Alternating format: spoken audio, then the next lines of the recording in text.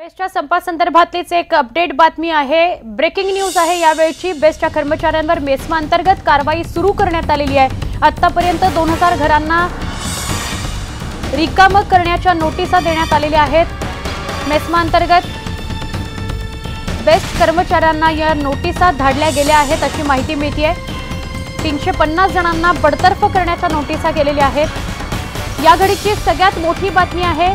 बेस्टचे कर्मचारी संपावर गेलेले आहेत। आजचा दुसरा दिवस आहे।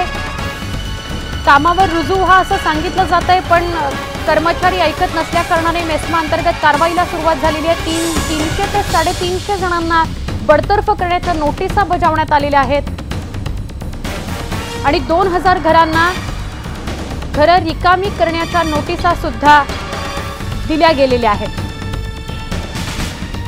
या घडीची सगळ्यात मोठी बातमी, बेस्टच्या कर्मचाऱ्यांवर मेस्मा अंतर्गत कारवाईला सुरुवात झालेली आहे।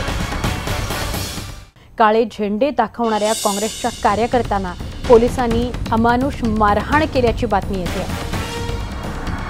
पंतप्रधान नरेंद्र मोदींचा महाराष्ट्र दौरा होता। आज ते सोलापुरात होते, तिथे त्यांची सभा झाली आणि त्यावेळी पंतप्रधान नरेंद्र मोदींना काळे झेंडे दाखवण्यात आले।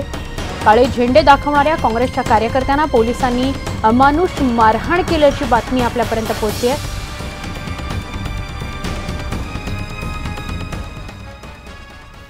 बेस्ट संदर्भातली बातमी असो किंवा ही सोलापुरातून काँग्रेसच्या कार्यकर्त्यांना मारहाणी संदर्भातली बातमी असो, सगळ्या बातम्यांचे सगळे अपडेट्स आपण बुलेटिनमध्ये घेणार आहोत। मात्र आता या बुलेटिनमध्ये इथेच थांबतोय। पहा फक्त न्यूज 18 लोकमत।